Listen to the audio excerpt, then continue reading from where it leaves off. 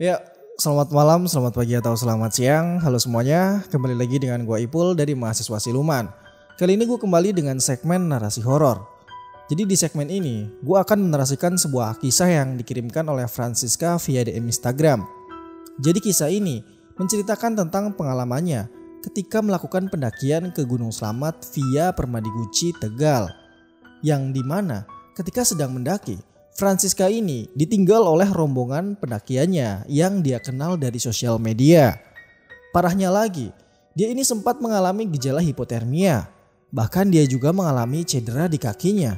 Tidak hanya sampai di situ, si Francisca ini juga diteror oleh makhluk-makhluk yang tak kasat mata. Lalu bagaimanakah kisah lengkapnya? Daripada penasaran, mending kalian subscribe dulu channel ini dan aktifkan juga notifikasinya ya.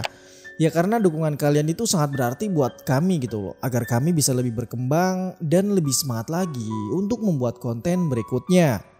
Oke, tanpa berlama-lama lagi, langsung saja mari kita mulai kisahnya.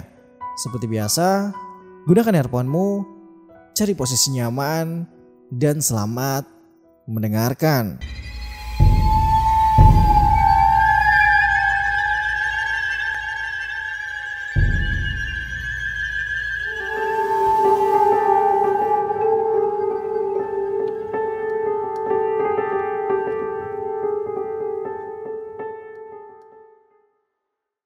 Perkenalkan, namaku Francisca. Aku berasal dari kota Pemalang, Jawa Tengah. Pada bulan Oktober tahun 2021 kemarin, aku dan keempat temanku merencanakan untuk mendaki ke Gunung Slamet pada pertengahan bulan Oktober nanti. Aku berencana naik 4 orang, ada 2 orang perempuan dan 2 orang laki-laki. Yang perempuan itu aku dan Tia. Kita memang kenal sudah lumayan lama. Dan sebelumnya, Tia sudah pernah beberapa kali naik ke gunung. Temanku yang laki-laki bernama Fajar dan Baim. Mereka adalah temanku di sosial media. Meski tidak pernah bertemu, namun kita sering komunikasi via WhatsApp. Oh iya, nama teman-temanku itu sengaja aku samarkan ya. Pendakian ini adalah pendakian keduaku, di mana aku termasuk kategori pemula sekali di dalam dunia pendakian. Kala malam hari sebelum keberangkatan, kita semua bertemu untuk merencanakan pendakian esok dan menyewa beberapa peralatan seperti tenda dan alat lain yang kita belum punya. Hampir semuanya kita rental. Maklum lah ya karena kita masih pemula. Pada malam itu kita sempat terjadi perdebatan karena tenda sempat kosong dan kita harus muter-muter mencari rentalan untuk sewa tenda. Tapi alhamdulillah setelah muter-muter kita mendapatkan tenda serta alat-alat lainnya. Malam pun berlalu. Aku dan temanku, Tia, yang kebetulan menginap di rumahku, kita semua tidak bisa tidur. Terlebih lagi, Tia sempat memutuskan untuk tidak ikut naik, mengingat aku sedang menstruasi. Dia tidak ingin hal buruk menimpa kita di sana. Namun aku selalu menyemangatinya dan bilang bahwa kita akan baik-baik saja selama kita tidak melakukan kesalahan. Hingga akhirnya malam pun berlalu. Tepat pukul jam 4 pagi, Fajar dan Baim sampai di rumahku. Kita semua packing ulang dan sarapan dulu di rumahku. Tepat habis subuh, yakni pukul 5 pagi, kita berangkat menuju base camp pendakian. Jarak dari rumahku sampai ke base camp sekitar 1,5 jam. Dan pada pukul 7 pagi, kita sudah sampai di base camp via Permadi Guci, Tegal. Kita sampai agak molor ya karena kita sempat mampir dulu untuk membeli gas di Indomaret. Kemudian kita registrasi, mengisi data diri dan ngobrol-ngobrol sebentar dengan pengelola base camp. Dan tepat pada jam 8 pagi kita mulai pendakian. Karena ini pendakian keduaku, aku masih merasakan kelelahan dan belum terbiasa. Maklum, aku belum ada persiapan fisik sebelumnya. Karena mengingat aku ini adalah seorang atlet yang sudah biasa dengan namanya latihan fisik. Aku sedikit menyombongkan diri dengan tidak mau lari-lari kecil dulu sebelum mendaki. Setelah beberapa lama kita berjalan, sampailah kita juga di jungle. Nah, di sini mulailah kejadian aneh satu persatu bermunculan. Baru sampai di gerbang pendakian, tiba-tiba kaki kananku terasa perih sekali. Saat aku meminta berhenti sejenak, aku buka sepatuku. Betapa terkejutnya aku melihat bagian kulit kakiku terkelupas lumayan besar. Karena di situ ada warung, aku pun membeli Hansaplast untuk ditempelkan sementara di lukaku. Karena aku tidak membawa alat P3K. Sungguh-sungguh sangat ceroboh aku ini. Anehnya, Hansaplast itu tidak ada satupun yang menempel di kakiku. Padahal kakiku saat itu kering. Dengan berat hati, aku melanjutkan perjalanan dengan luka yang semakin lama semakin perih. Sampailah kita di jalan bercabang. Di situ tertera petunjuk jalan bahwa jalur pendakian itu ke arah kiri. Tapi anehnya saat kita melewati tidak ada satupun dari kita melihat papan itu. Alhasil kita mengambil jalur arah ke kanan hingga 2-3 km.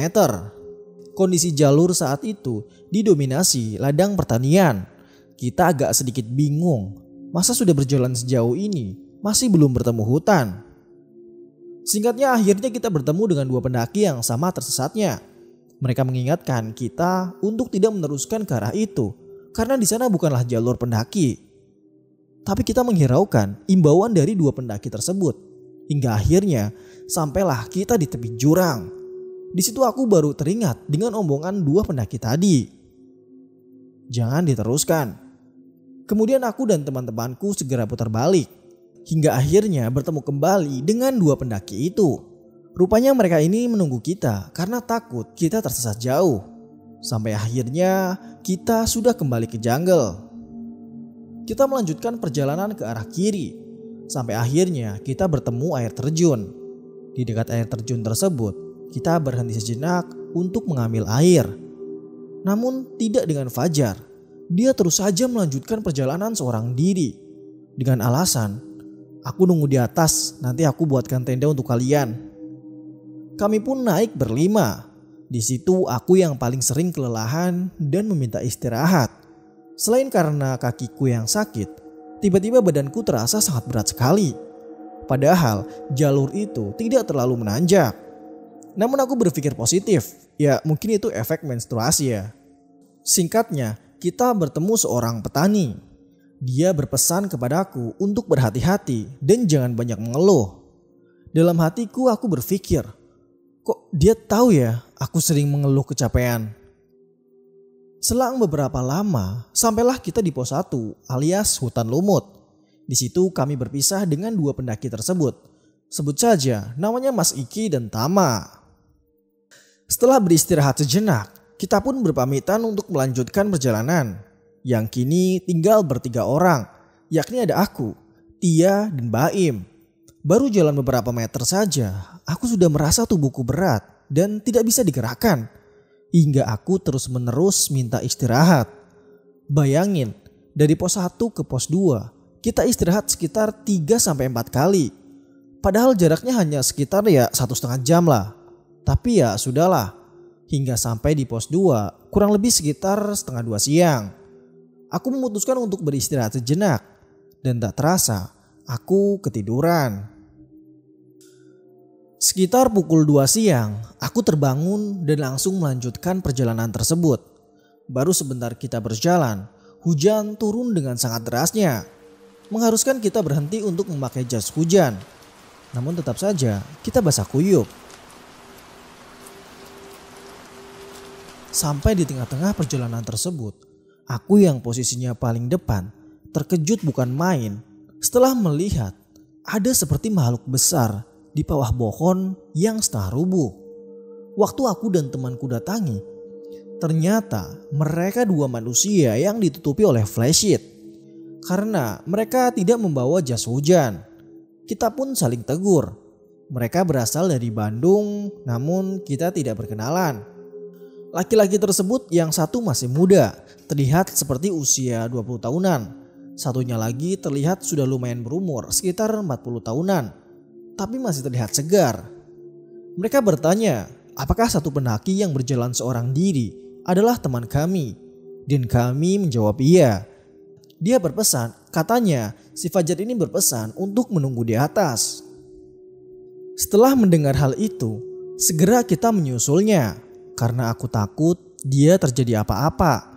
Karena setauku dia membawa keril dengan jumlah paling banyak. Setelah kita berjalan, Ternyata dua pendaki Bandung itu segera menyusul kita. Karena mereka itu tahu bahwa kita masih pemula. Mereka berjalan di belakang kita hingga sampailah kita di pos 3. Di perjalanan menuju ke pos 3 ini, aku lalui tanpa banyak berhenti. Karena entah mengapa, melihat salah satu dari mas-mas tersebut, aku merasa semangat. Ganteng soalnya. Wah, Francisca ini ya. Setelah sampai di pos 3, mereka berdua meninggalkan kita. Karena jarak dari pos 3 ke pos 4 hanya 40 menitan. Namun mereka berjalan sangat lambat supaya bisa memantau kita. Jalur ke pos 4 itu sangat curam sekali. Jalan yang sangat sempit, licin karena hujan, ditambah pepohonan yang tumbang. Di situ aku bertemu banyak pendaki. Mereka sepertinya melihat aneh denganku. Dan setiap bertemu pendaki, pasti mereka bilang kepada aku, "Mbak, yang kuat ya, pos 4 udah sangat dekat. Hanya 15 menitan lagi, jangan ngeluh terus ya." Dalam hatiku, kok lagi-lagi mereka tahu kalau aku sedang mengeluh. Tapi ya sudahlah, aku hiraukan saja. Aku hanya terdiam dan melempar senyuman. Hingga sampailah kita di pos 4 Amreta. Aku bersyukur sekali sampai aku langsung buru-buru menemui Fajar. Sampai di sana aku terkejut dan emosi. Karena tenda satu pun belum berdiri. Tapi aku tidak ingin ribut di atas. Ya jadi aku memilih untuk ke kamar mandi bersama dengan Tia. Di sana aku segera mengganti pembalutku. Tapi tidak aku cuci atau aku buang. Aku bungkus di dalam plastik dan aku masukkan ke dalam tas. Tak lupa juga aku mengganti bajuku. Di sana aku dan Tia sering terjadi cekcok.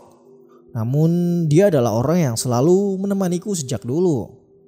Setelah itu aku pun memasak untuk kita berempat. Setelah makan, Fajar mulai menjauh dari kita berdua.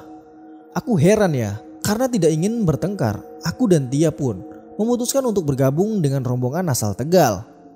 Namun anehnya, Fajar meminta semua peralatan seperti headlamp dan lain-lain dibawa oleh dia, termasuk senterku dan Tia. Aku yang polos hanya mengiyakan saja. Hingga saat malam tiba, aku pun masih berada di luar. Kondisiku masih aman-aman saja. Hingga aku mulai merasakan banyak gangguan. Seperti mendengar derap langkah kaki dan lain-lainnya. Namun setelah aku membuka tenda, semua orang sudah tertidur. Aku memutuskan untuk memutar murotal hingga aku tertidur. Dan tepat pukul 10:30 malam, badanku terasa sangat dingin hingga ditusuk-tusuk. Tanpa aku sadari, aku mengerang sangat kencang, membuat Tia terbangun. Tia pun berlari minta bantuan. Aku pun segera diberi pertolongan. Saat itu aku terkena hipotermia. Aku setengah sadar bahwa aku berada seperti di jurang dari pos 4 itu sendiri. Yang sebenarnya itu bukan jurang, melainkan sumber mata air, namun sangat curam. Sehingga aku menyebutnya itu adalah jurang. Di alam bawah sadarku, aku bertemu sekumpulan orang. Mereka memintaku untuk berada di situ terus dan ikut dengan mereka. Entah mengapa saat itu aku mau ikut mereka. Baru saja aku berjalan beberapa langkah, aku mendengar suara orang memanggil-manggil namaku dan menepuk pipiku. Rupanya di tendaku sudah ramai sekitar 3 orang menyadarkanku ya. Setelah aku lumayan sadar dan aku meminta buang air kecil dengan rasa sangat dingin. Karena kondisi tubuh belum stabil, aku memilih buang air kecil di belakang tenda pas. Yang sebetulnya tidak boleh dikencingi ya. Tapi ya apa daya, aku sangat tidak kuat kalau harus turun ke bawah untuk pipis. Kemudian setelah aku selesai dengan buang air kecilku, aku gak sengaja melihat bayangan hitam di belakang shelter pas. Aku langsung berteriak memanggil temanku. Kemudian aku digandeng sampai ke tenda baru yang jauh lebih hangat. Ada sleeping bag juga di sana. Aku tertidur dengan sangat lelap. Hingga pukul 4 pagi, aku dibangunkan oleh Mas Fikri. "Mbak, maaf, aku mengganggu tidurmu. Teman Mbak si Fajar sama Baim udah submit. Mbak ditinggal dan barang-barang mereka pun sudah tidak ada. Mereka sama sekali tidak berpamitan dengan kita. Mbaknya tidur aja ya. Besok pagi aku temenin naik nemuin temennya." Setengah syok aku menangis. Tega sekali ya, mereka meninggalkanku di tenda dalam kondisi gejala hipotermia. Sitia pun menenangkanku dan kita pun tertidur kembali. Dan singkatnya, tepat pada pukul 6 pagi, akhirnya aku terbangun. Cuaca di sana masih sangat dingin sekali. Aku pun buang air kecil, kemudian berusaha membuat makanan untuk mereka, mas-mas yang telah menolongku semalam. Pukul 7 pagi, mereka terbangun lalu makan. Kita mengobrol berkenalan dengan orang-orang yang baru saja ingin turun. Dan pada pukul 8 pagi, kita berniat untuk muncak. Banyak yang heran sih sebenarnya, jam segini kok muncak gitu ya. Tapi itu semua tidak aku hiraukan. Jalur yang aku lalui saat ini memang sangat sulit. Harus menggunakan webbing atau tali, sehingga mereka memaklumi kalau aku minta berhenti saat summit. Sekitar pukul 11 siang, kita sempat di garis vegetasi atau pos 5 Watu Ireng. Di situ aku bertemu dengan Fajar. Tanpa banyak omong, dia hanya mengembalikan senterku dan dia berkata akan turun duluan. Hatiku sangat sakit. Tega dia seperti itu mengingat kondisiku yang sedang sakit. Menyusul sampai sini hanya demi dia. Tapi ya sudahlah.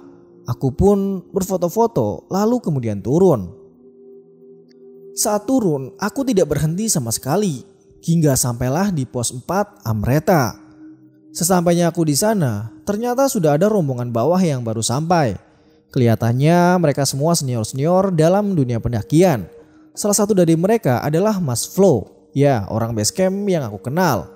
Ternyata dia naik setelahku. Namun dia bermalam di pos 3 sehingga sampai di pos 4 sore hari. Setelah itu aku pun menceritakan semua yang aku alami pada Mas Flo. Mulai dari aku ditinggal saat hipotermia, ditinggal turun duluan. Namun aku tidak menceritakan hal mistis yang aku alami. Karena setauku pantang menceritakan hal mistis kalau kita sendiri masih ada di tempat itu. Setelah aku ceritakan semua, aku pun segera packing tenda dan persiapan turun sebelum maghrib. Melihat aku berjalan pincang sebelah, salah satu dari mereka bertanya, "Ada apa dengan kakiku?" Lalu aku buka sepatuku. Dan benar saja, lukaku semakin dalam mengoyak dagingku. Segera mereka buka alat P3K yang lengkap sekali ya. Setelah kakiku selesai diperban, ternyata dari mereka pun ada yang memasak untukku. Sungguh sangat bersyukur sekali aku kala itu. Mulai dari ditolong saat hipotermia, ditemani naik, dipertemukan dengan orang-orang yang sangat peduli denganku. Sehingga aku lupa dengan masalahku. Tepat pukul 4:30 sore, aku berpamitan dengan mereka dan segera turun. Posisi ada 2 laki-laki di depan, kemudian disusul temanku perempuan dan satu laki-laki bernama Irfan. Kemudian aku, lalu terakhir ada Mas Fikri. Dia ini adalah orang yang paling berpengalaman dan dikatakan sudah sangat terbiasa dengan mereka yang goib. Kita turun dengan sangat cepat. Kurang dari waktu 2 jam, kita sudah berada di pos 2. Pada saat turun, kita hanya menemui 2 orang pendaki yang sedang naik. Karena hari itu bukanlah hari libur, otomatis sangat sepi sekali. Ya hanya rombonganku saja kala itu. Kita berhenti sejenak di pos 2. Meluruskan kaki sekitar 15 menit.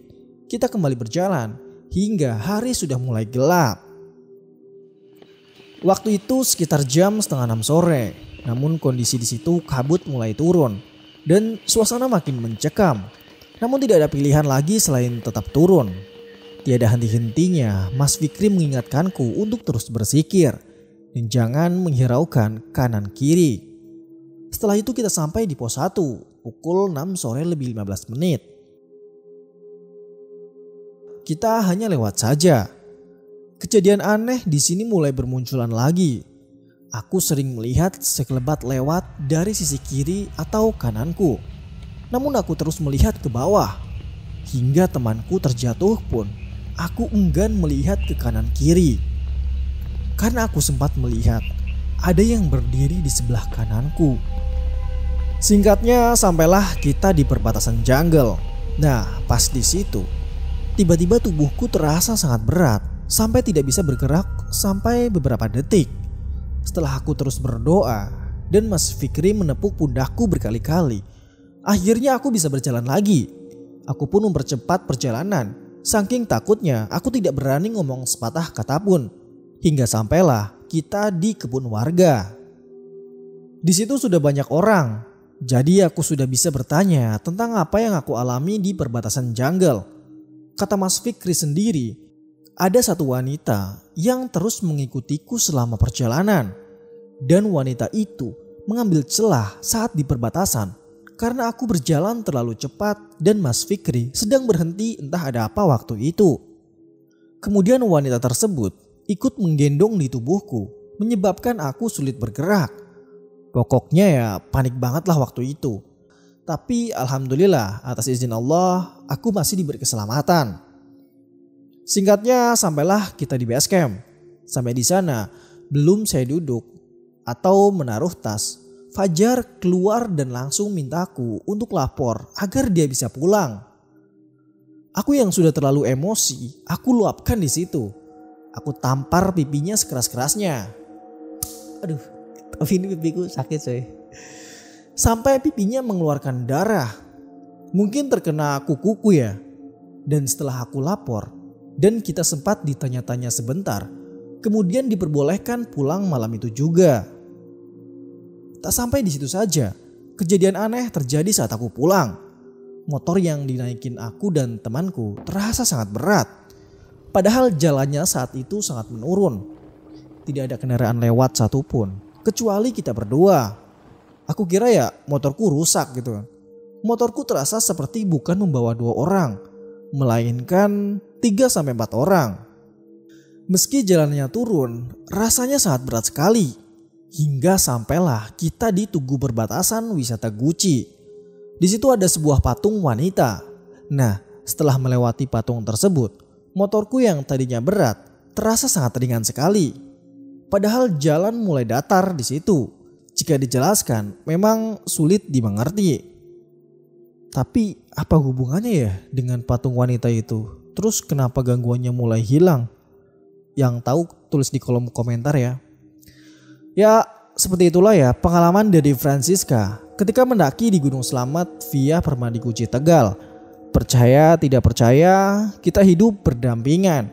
Terima kasih kepada Francisca karena sudah mau membagikan cerita horornya kepada kami. Sehat selalu dan kalau punya pengalaman horor lagi mungkin bisa di-share ke kami ya. Ambil positifnya dan buang negatifnya. Anggap saja ini sebagai penambah cerita horor kalian. Terlepas kebenarannya seperti apa kami sendiri tidak tahu. Karena kami hanya menceritakan sesuai dengan apa yang kami terima, tanpa mengurangi dan melebih-lebihkan. Ada sedikit pesan dari Jessica untuk kita semua. Bijaklah dalam memilih teman saat naik gunung. Karena mereka yang baik denganmu di bawah belum tentu menolongmu saat kau kesusahan di atas. Sekian dari gue Ipul, salam lestari, mahasiswa siluman.